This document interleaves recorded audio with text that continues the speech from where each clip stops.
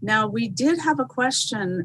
You also declared that November 5th, American State Nationals will not be bound by any contracts anymore. That's right. That's exactly what I meant. No contract.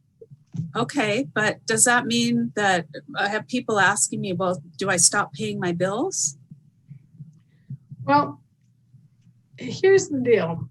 They can no longer address bills in the same way that they've been addressing bills. Okay. And the indication is that they're going to indicate the dead municipal corporations by reversing the name, reversing the order of the name.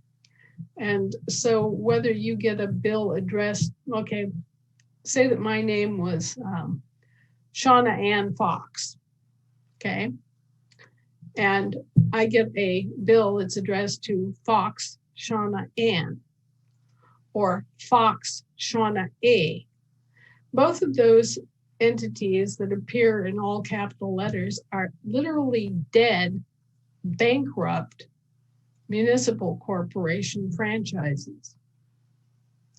Now, why would you be paying the bills that are owed by a dead, bankrupt municipal franchise? Wouldn't.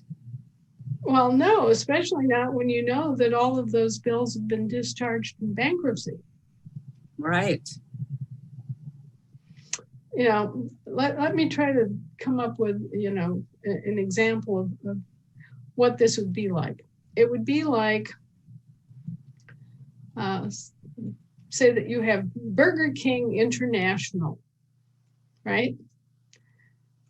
And you have the national franchise of Burger King, right? So you have the US Burger King. And underneath that, you have all of the Burger Kings that are in each state. You have Utah Burger King, and you have Florida Burger King, and blah, blah, blah, blah, blah. Well, what if the whole thing goes bankrupt? What if the parent corporations go bankrupt and they take down all of the small franchises within the states? That's what we're talking about here, only they're using your name as a franchise name, okay? So all of the debts, all of these different franchises and entities get discharged in bankruptcy. What happens in a bankruptcy? Well, the public gets socked for the debts of those corporations. Right. Okay. So what they're going to do is they're going to unleash a whole bunch of secondary bill collectors. And as I explained, it's the same basic process of where a debt collection company will buy up an interest in a bad debt, pennies on the dollar. And then they will go out and they will try to collect on that bad debt from you. But it was never your debt to begin with. And it's already been discharged in bankruptcy. So they're just basically running another scam operation against the American people, trying to get us to pay for debts that have already been discharged. And it's stupid. Why would we do that? Right. So the questions then about not paying bills means don't pay them. Well, get out your little red stamps, and when you see that reversal of the names, no contract.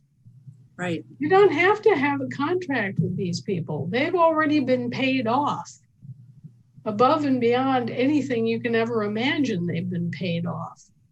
They now owe you money that they're trying to avoid paying. They're trying to sucker you into paying their debts. Right. So, look at it like this. Cousin Bubba wants a car, so he signs you up to be his co-signer, right? And then he just forges your name as the co-signer. Right. then he defaults on his loan, and guess who gets the bill? You do. And that's what's been going on here. Generation after generation, all these wily corporations using all these slick tricks, all these deceptive name deceits, all these, weird little corporate, fictitious legal persons. Right. Special purpose vehicles. The special purpose vehicles, and their only real purpose is to sock you with their debts. Mm-hmm. Now, that doesn't mean that we don't owe for services. Of course we're going to owe for some services, but the services that we legitimately owe for are the ones that are stipulated in the constitutions. And there has to be a reasonable accounting of what those expenses are. And there has to be actual service rendered. So, when's the last time that the American military actually defended our country? That's a good question. I don't know. Not in my lifetime. Yeah, well, they kind of tried to stretch that whole definition to, include things going on in Afghanistan as defending our country, but that's not really in the meaning and intent of the Constitution, is it? Well, I wouldn't call guarding opium poppy fields, as defending our country. No, and fighting in commercial battles over French rubber plantations in Vietnam isn't really defending our country either. They just kind of played fast and loose with those definitions along with a whole lot else. And when is the last time that they actually minted any gold and silver money or any gold and silver certificates for us? No. 1971 comes to mind. And so, it's been 50 years since they actually did anything like that for us. So they don't get to claim that either. I mean, there are all sorts of things like that where you can see where not only have they not done work that they expropriated from the actual Federal Republic, but they did something opposite to that actually harmed us. And then they sent the bill to us. Right. So just to clarify, what's really it's not like you stop paying all bills, but right. You're going to look for that name reversal. And when you see that name reversal, that's your indicator that bill is a debt that you don't owe. Right. They're charging a dead person just as if that person died and left you the administrator of their estate. Okay. Now, can you actually charge a dead person for a phone bill? No. Although I do have a funny story about my friend Jim Rowe.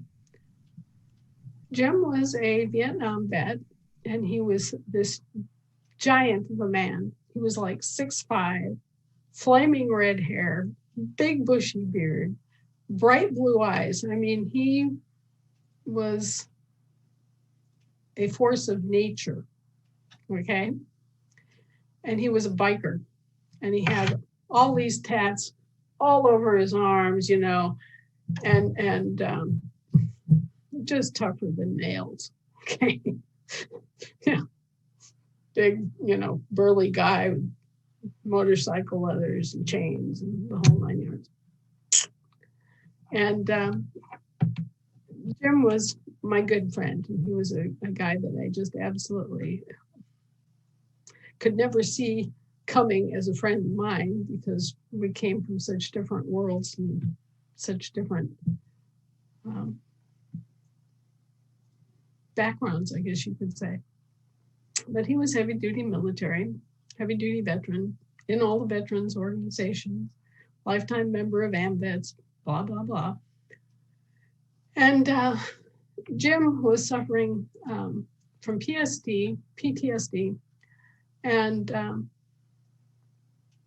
eventually what killed him was cancer caused by Agent Orange exposure.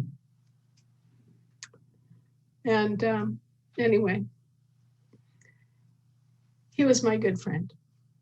And after he died, his wife was trying to straighten things out and get all the utilities and everything into her name and whatnot, because that's just part of cleaning up after a death, right? Well, they weren't married in the system. They were not licensed. They were married in the common law, okay? So there was no registration of the marriage in the territorial government system or the municipal system, but they'd been together forever. And so she goes in and tries to get the telephone changed over into her name. And they had all of these severance fees and stuff. It was several $100s on a phone bill. It was no way Jim ever owed that kind of a phone bill in his life. And she knew this. And she said, well, I'm not going to pay this because I can't afford that. I'd be better off starting over.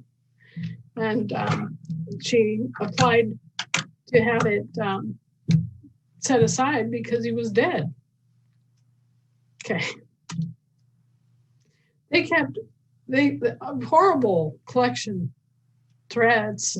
We're going to turn off your service and blah, blah, blah, blah, blah, blah, blah, blah, blah, blah. So finally, she took the urn containing his ashes in and set it down on the desk of the CEO of the telephone company. She said, well, there he is. I keep talking to him and trying to get him to see reason, but he just won't pay this bill.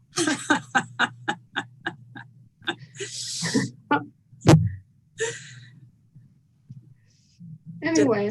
Get the message? Yeah, But they continue to try to charge dead people, just like they continue to have dead people voting in their elections. Right, yeah. And the whole thing is crazy. Yeah, it's crazy. And so they're going to take these dead municipal persons that have been named after you, and they're going to try to continue to collect on the debts of these municipal persons. And after that, they will probably try to continue to collect on debts owed by territorial persons too. But none of these are your debts. As I explained regarding the mortgage industry, you have never owed a mortgage in your life. The state of wherever you live owes the mortgage. And you've been lashed up to pay for their mortgage without your knowledge, without your consent. It's really what is called as professional fraud busters call this a double-ended impersonation scheme. That's a mouthful. Yeah. But if you think about it, you've got them pretending you're a municipal citizen on this hand, and they've got you, they're pretending that you're a territorial citizen on the other hand. And because you're actually neither, if you're thinking about either or, there is no either or.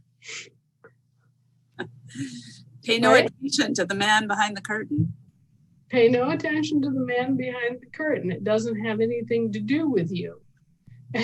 And stand there on your own little flat little feet and tell them it doesn't have anything to do with you. Right. Okay, so just to reiterate then, when people get bills from last name, comma, first, middle, then they know that is the dead entity debt that was discharged in bankruptcy. And right. We all need to go get a stamp that says no contract. Right, because you're just dealing with secondary bill collectors. They've purchased that debt at pennies on the dollar, and they're going to try to force you to pay it. Okay, very good. So hopefully that helps everyone with tons of questions. It's not all bills, it's the specific bills. Well, and I should warn everyone, you're most likely going to start seeing some really humongous bills come out of nowhere with all sorts of late fees and all sorts of false claims addressed to these persons. And you're going to have to, suck in your breath and get very determined about rebutting this and saying, no, not me. Bye. Okay, well, thanks for that warning, Anna. Learn how to become an American state national or American state citizen by navigating to www.theamericanstatesassembly.net. Links to Anna's articles and resources can be found in the video description box. Thank you for subscribing, liking, sharing, and commenting.